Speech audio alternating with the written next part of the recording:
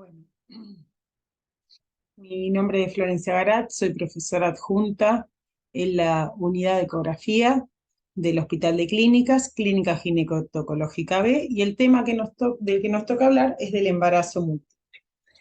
Este consiste en el desarrollo simultáneo de dos o más fetos y es patológico en los humanos, ¿sí? Siempre va a ser un embarazo de alto riesgo. Su frecuencia en el embarazo doble es de 1 cada 80 a 1 en 120 embarazos, siendo mucho más infrecuente los triples, que sería de 1 en 6.400. Aumentan su incidencia la fertilización asistida, la mayor edad materna, la raza negra y la herencia, ¿sí? Sobre todo para los disigóticos, producidos por ovulación doble. En cuanto al diagnóstico presuntivo, bueno, vamos a interrogar a la paciente sobre estos antecedentes que mencionamos y puede que nos refiera a intensificación de las molestias del embarazo, acentuación de movimientos fetales, puede que la mujer tenga una beta-HCG mayor a la esperada para la edad gestacional, una altura uterina en el examen físico mayor a la esperada, con palpación de dos polos fetales, y dos focos de auscultación máximo, o sea, dos sitios en donde se auscultan los latidos alejados, y con 10 a 15 latidos de diferencia entre ellos para asegurarnos de no estar auscultando el mismo feto, ¿sí? Corionicidad, amnionicidad y cigosidad. Bueno, son términos diferentes. Cigosidad nos referimos al término genético, puede pasar que sea un óvulo con un espermatozoide que se dividen en forma temprana, ¿sí? Eso son los embarazos monocigóticos, que representan el 25% de los embarazos gemelares. El otro caso es el de los embarazos disigóticos, en el que hay una ovulación doble y la fecundación se produce de cada óvulo con un espermatozoide. Son como dos hermanos diferentes, con diferente material genético, que comparten el mismo útero, el mismo embarazo, ¿sí? A su vez, dentro de los monocigóticos vamos a tener que ver si son monocoriales o bicoriales, o sea, si comparten o no la placenta, y además si cada uno tiene su bolsa amniótica separada, ¿sí? Un tercio de los embarazos monocigóticos, alrededor de un 30%, son bicoriales, o sea, dos placentas diferentes. Ahora vamos a ver un poquito más de esto. Y dos tercios, alrededor de un 70%, van a compartir la placenta, o sea, una placenta para los dos fetos. Dos tercios de los monocigóticos entonces van a ser monocoriales. Y acá lo vemos lo mismo que hablamos en un esquema, ¿sí? Acá vemos el embarazo gemelar disigótico, vemos dos óvulos, cada uno con su espermatozoide, cada uno desarrolla un feto. Acá vemos esta célula, esta ya se dividió, o sea, dos células separadas, ¿sí? Acá cada uno con su primer célula que se divide. Vemos acá cómo se forma, comienza a formarse las estructuras embrionarias, ¿sí? Un saco vitelino y va a dar lugar a un embrión acá también, ¿sí? Resultado final, dos embarazos, dos placentas, dos bolsas amnióticas, ¿sí? Material genético diferente. Tengamos presente que el tema del material genético nosotros no lo vamos a poder diagnosticar por ecografía. O sea, por ecografía no vamos a saber cigosidad, no vamos a saber si van a ser idénticos, pero sí vamos a saber la corionicidad y amnionicidad, que es lo que es más importante para el seguimiento del embarazo, ¿sí? Entonces vemos en este caso, dijimos que un tercio de los embarazos generales son monocigóticos. Acá vemos una célula, un óvulo con un espermatozoide, ¿sí? Se comienza a dividir esta célula, dando origen al embarazo doble. Y según en qué momento se divide esta célula, va a ser lo que compartan esos gemelos. Si la división es el día cero, estos se van a comportar como los disigóticos, porque vemos que van a haber dos sacos gestacionales, cada uno con su saco vitelino, ¿sí? Que es lo que va a dar origen, lo que nos permite inferir que va a haber un amnio, ¿sí? Cada saco vitelino nos hace inferir que hay un amnio separado, y dos embriones. Siempre que son dos placentas, entonces son dos amnios separados, porque fíjense, ya lo vamos a ver en el seguimiento con los otros casos. Entonces, cuando se divide precozmente en el día cero, todo separado. como los disigóticos, ¿sí? Vía bicorial, vía amniótica. ¿Qué pasa si la división es entre el día 1 y 3? Bueno, vemos acá lo que sucedió. Se empezó a dividir acá la célula, ¿sí? 2 sacos vitelinos. Esto nos permite inferir que en la amplia mayoría de los casos va a haber 2 cavidades amnióticas, cada una con su embrión, pero fíjense que haya un solo saco gestacional nos dice que va a haber una sola placenta. Entonces, este es el monocorial biamniótico, división días 1 a 3, ¿sí? Esta división un poquito más tardía que el caso anterior hace que se comparta la placenta. El resto, cada uno con su bolsa amniótica, ¿sí? Los gemelos. ¿Qué pasa si se divide más tarde todavía, entre el día 3 y 7? Bueno, vemos la célula original, ven acá que todavía no se dividió a comparación con la anterior. Recién se empezó a dividir en esta etapa. Entonces vemos un solo saco vitelino, esto nos dice que va a haber una sola cavidad amniótica, y se van a formar entonces los 2 embrioncitos, ¿sí? Acá vemos que se empiezan a formar y acá vemos ya los fetos. Entonces, división días 3 a 7, un solo saco, nos habla de que va a haber una sola placenta, y un solo saco vitelino que nos habla de que va a haber una sola cavidad amniótica. Por último, si se dividen luego del día 10, ¿sí? Es lo que va a dar origen a los siameses. Tengamos en cuenta que de estas dos últimas, divisiones tardías, son infrecuentes. 1% más o menos son monocorial monoamniótico y mucho más infrecuentes, sí, los siameses. Acá lo vemos en imágenes de ecografía. Vemos acá 2 sacos gestacionales, este es el bicorial biamniótico, cada uno con su saco vitelino y su embrión, ¿sí? Bicorial biamniótico. Segundo caso, este es un monocorial, un solo saco gestacional, sabemos que no va a dar origen a una placenta. Esto que estamos viendo son fotos de ecografías todas de primer trimestre, ¿sí? Un saco gestacional, sabemos que va a ser una sola placenta.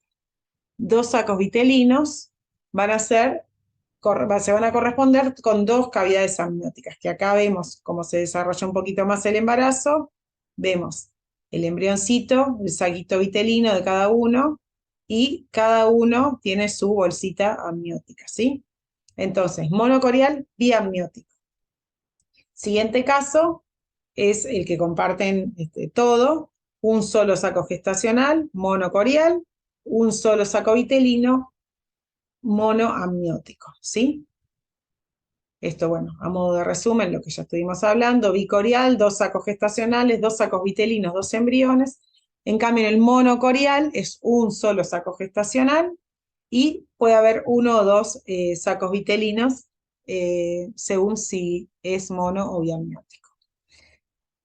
Vieron que todo esto que explicamos se ve bien en el primer trimestre, pero ¿qué pasa si en el primer trimestre no hubo un diagnóstico?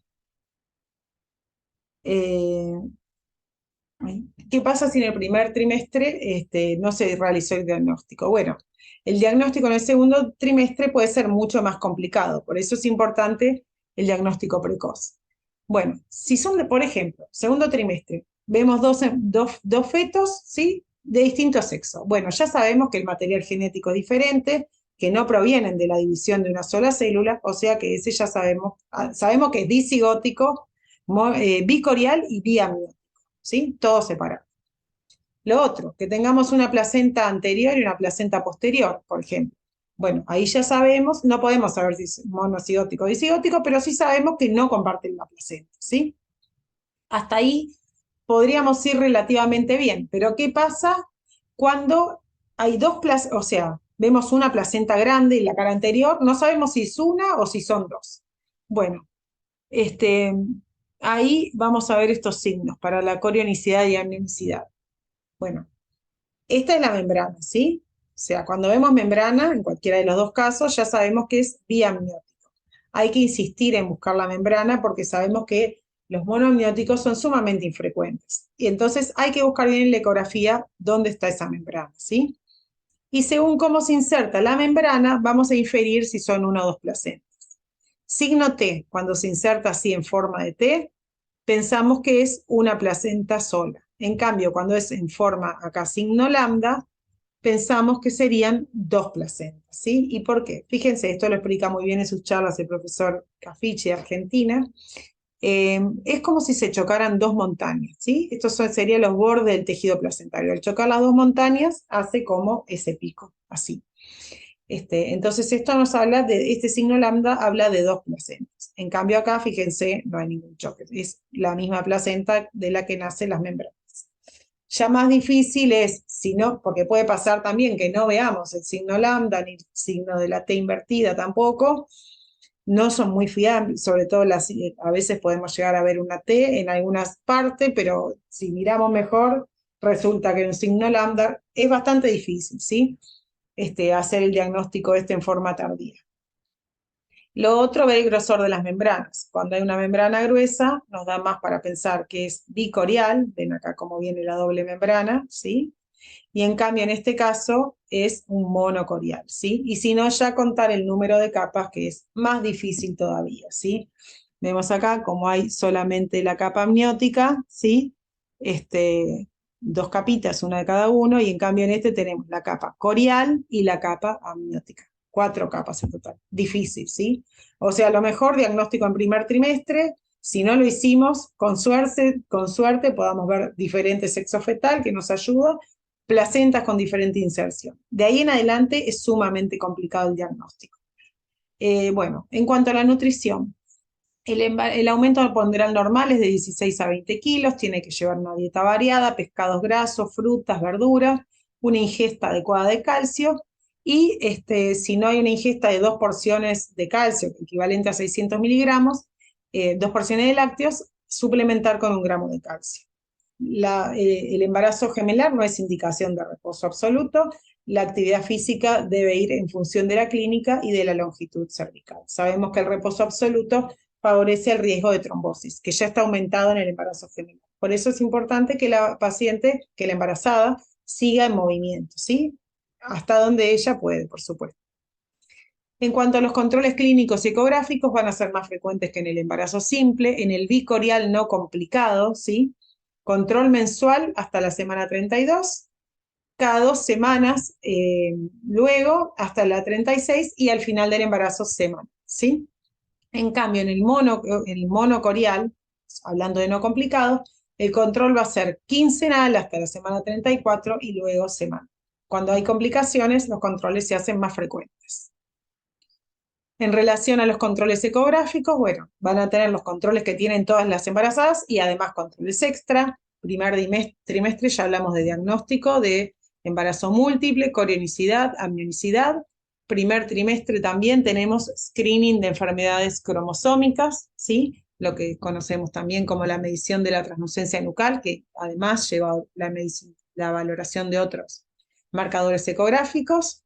Tenemos el screening de preeclampsia, que lo hacemos también en primer trimestre, y después hacemos un seguimiento a lo largo del embarazo.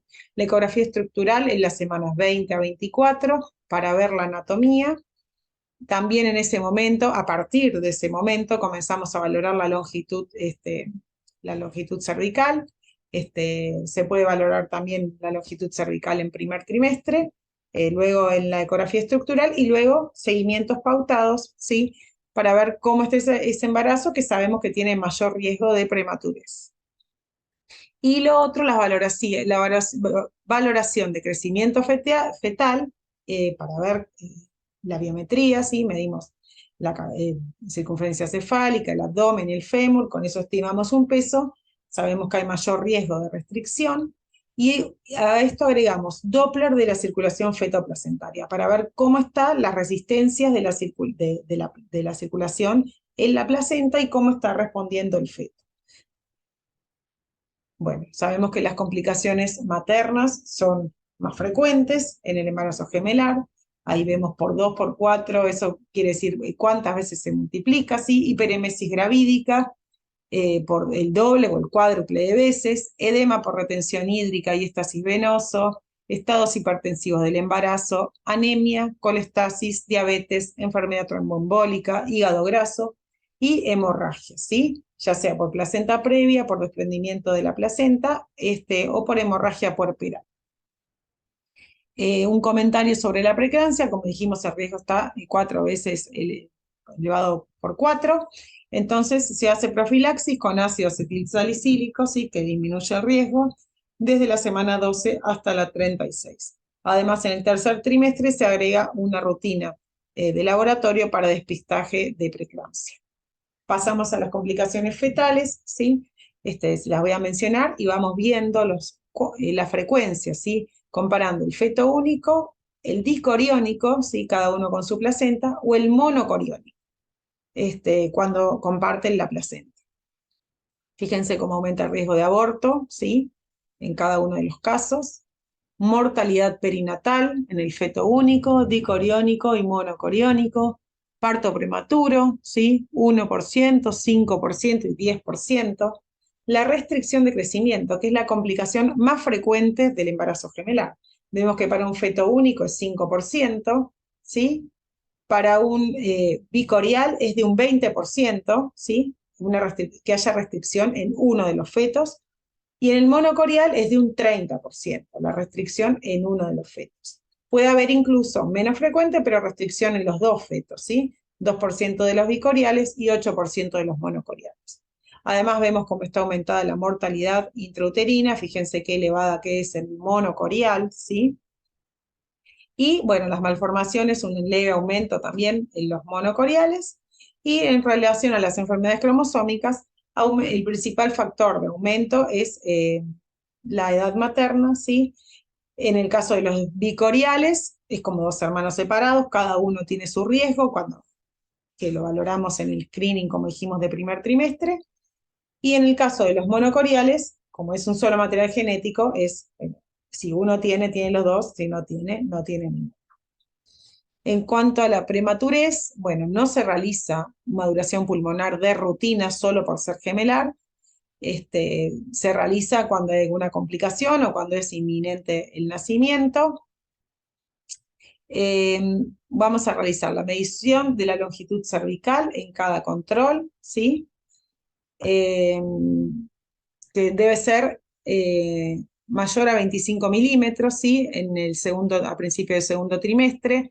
Esto correspondería al percentil 5, pero va bajando a lo largo de la edad gestacional.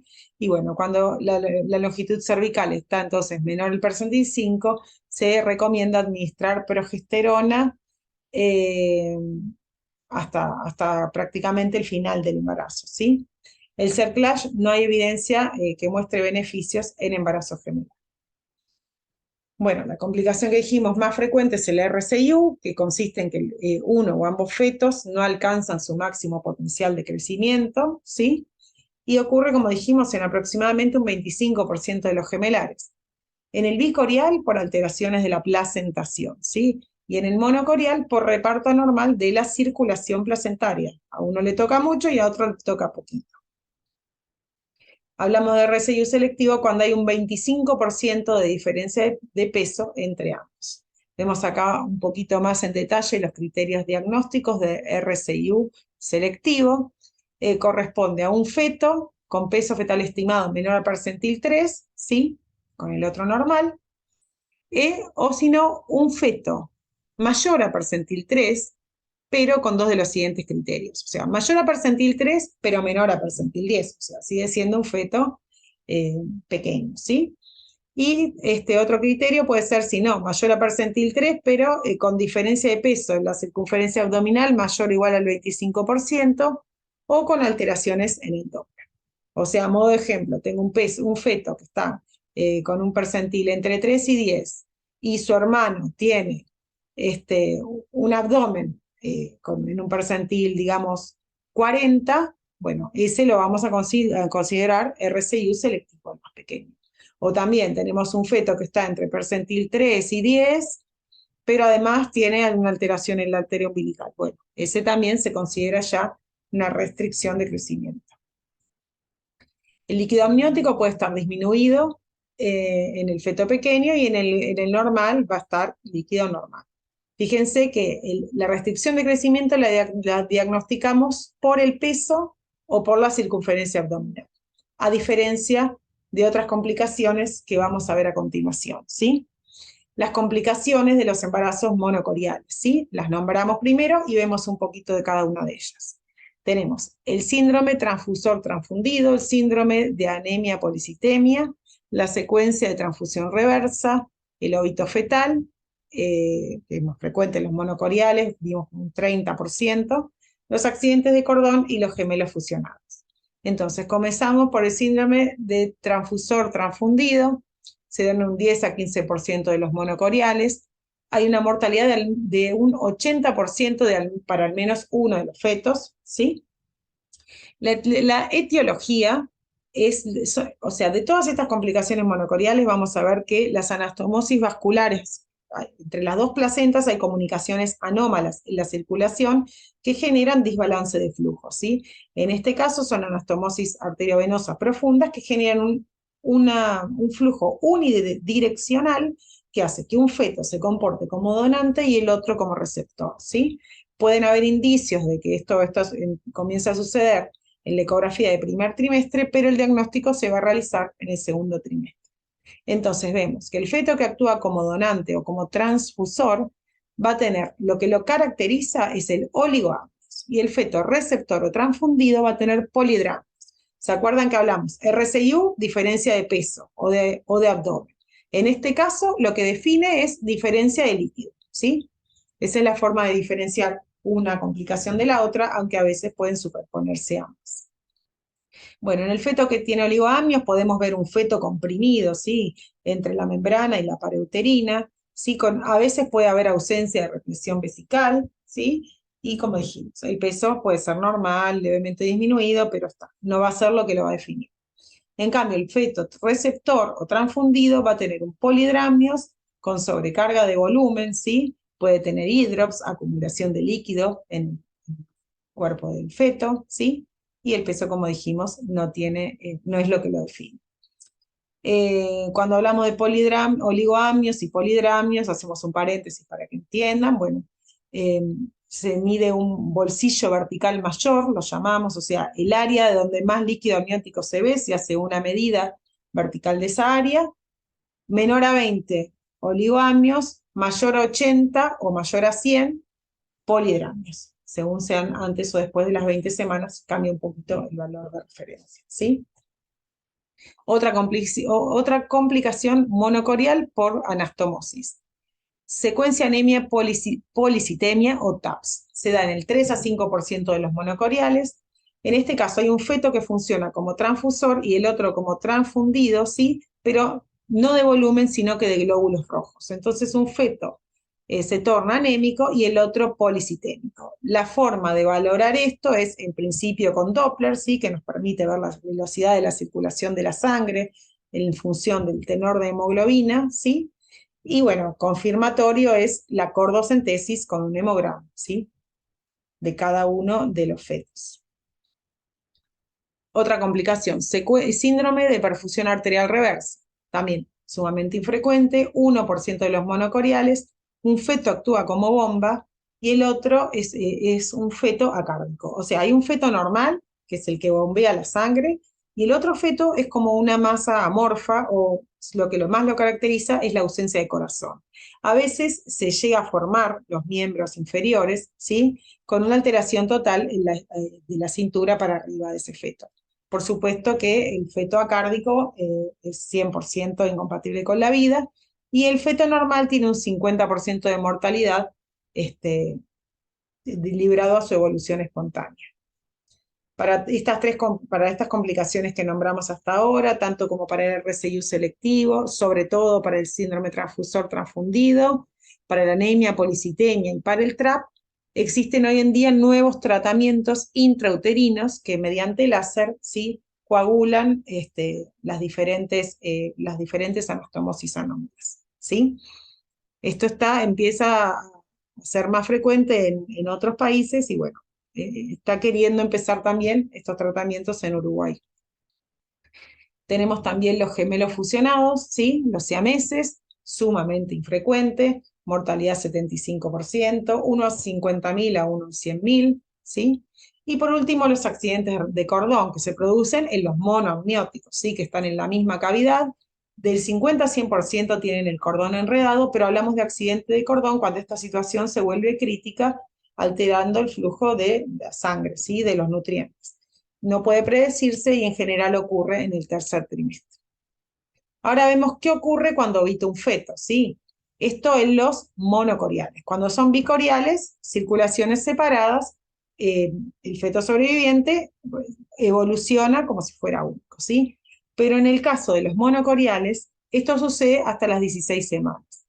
Pero luego de las 16 a 22 semanas, cuando el feto está orbitando, se produce una vasodilatación en su territorio vascular que hace que del feto sano se produzca una transfusión hacia el feto que está orbitando. Entonces, el feto sano sufre una hipoxia que puede traer secuelas, ¿sí?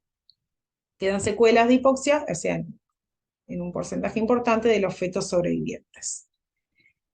¿Qué se puede hacer con esto? Bueno, es muy difícil, porque en general el diagnóstico se hace cuando ya el feto ovitó, ¿sí? Entonces, bueno, la forma es, cuando hay alguna complicación grave que ya se viene controlando, es realizar estos tratamientos con láser que hablábamos antes de que ovite el feto. Una vez que ya ovitó, ya la transfusión ya está realizada, ¿sí?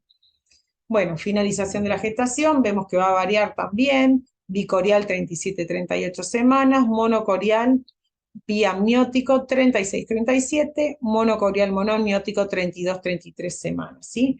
Esto es una aproximación, después va a depender de la evolución y si hay otras complicaciones, porque esto sería, o sea, en el mejor de los casos, puede ser que sea necesario adelantar el nacimiento, ¿sí? Como dijimos, no hay una maduración pulmonar de rutina, pero si van a hacer un feto de menos de 34 semanas, se va a realizar maduración pulmonar y neuroprotección con sulfato de magnesio. Indicaciones de parto vaginal o cesárea. Bueno, ¿cuándo puede ser un parto vaginal? Cuando por lo menos el primer feto está encefálica, o sea, feto 1 y feto 2 encefálica puede tener un parto vaginal. Feto 1 encefálica, feto 2 en podálica también puede tener un parto vaginal, ¿sí? Esto por supuesto hay que hablarlo con la madre, porque muchas veces, bueno, pueden ponerse de acuerdo con el equipo de salud con la madre y considerar, por ejemplo, que la mujer no quiere tener un parto en podálica y bueno, está. Es importante que la madre esté al tanto de todo esto, ¿sí? ¿Cuándo va a haber que hacer una cesárea? Sí o sí. Cuando el primer feto está en podálica o en transversa, ¿sí? Cuando el segundo feto tiene una diferencia considerable de tamaño con el primero, sobre todo si el segundo encima está en podálica, ¿sí? Cuando hay cesárea anterior, cuando son 3 o más fetos, y bueno, como dijimos, la valoración es paciente a paciente, ¿sí? Para ver cuándo se va a indicar una cesárea. Hablamos de feto 1, feto 2, bueno, esto lo hacemos a lo largo de todo el embarazo con las ecografías. Feto 1 lo llamamos al que tiene un polo cefálico, el polo cefálico más próximo a poder cumplir con un mecanismo de parto. O sea, el que tiene la cabeza más baja o el que tiene la cola más baja, vamos a decirlo así, para decirlo en sencillo. También en las ecografías los diferenciamos por hemiútero izquierdo o hemiútero derecho, y cuando son de diferente sexo también. Todos los datos que podamos poner los vamos anotando a lo largo del embarazo y teniendo en cuenta porque puede pasar que a veces están los dos encefálica y el que hoy es feto 1 se mueven un poquito y mañana es el feto 2. Entonces también nos sirve saber si está, cuál era la izquierda y cuál era la derecha, ¿sí? Bueno, tengamos en cuenta que incluso cuando la intención es de parto vaginal, alrededor de un 40% van a requerir cesárea a lo largo del trabajo de parto, e incluso un 5 a 10% de los embarazos, el primer parto van a ser por parto vaginal y el segundo va a requerir de una cesárea, ¿sí? Cuando hay intención de parto, también tengamos en cuenta que hay que hacer el hisopado rectal y vaginal en la semana 32 a 34 para detección de estreptococo grupo B. Bueno, la asistencia al parto, tenemos el trabajo de parto, nacimiento del feto 1, que en general podría ser un periodo expulsivo más corto por las fibras musculares distendidas y el cuello acortado. El feto se va a ubicar a nivel de la madre y si es monocorial hay que ligar el cordón en forma precoz para que se mantenga una adecuada irrigación del feto que todavía está en el útero. En general a los 20 o 30 minutos nace el segundo gemelo previamente rotura espontánea o provocada de las membranas, y en este momento es cuando hay que tener cuidado con la procedencia de cordón o de partes fetales, ¿sí?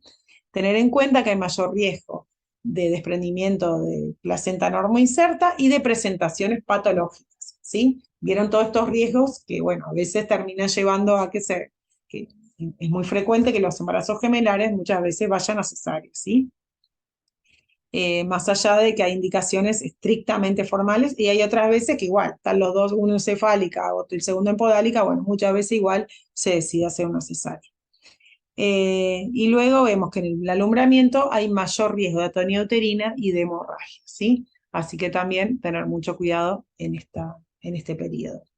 Bueno, esta es la bibliografía, por si alguien la quiere consultar, ¿sí? Cualquier cosa está a mi mail en la primera diapositiva, por si tienen alguna pregunta. Y bueno, les agradezco mucho su atención.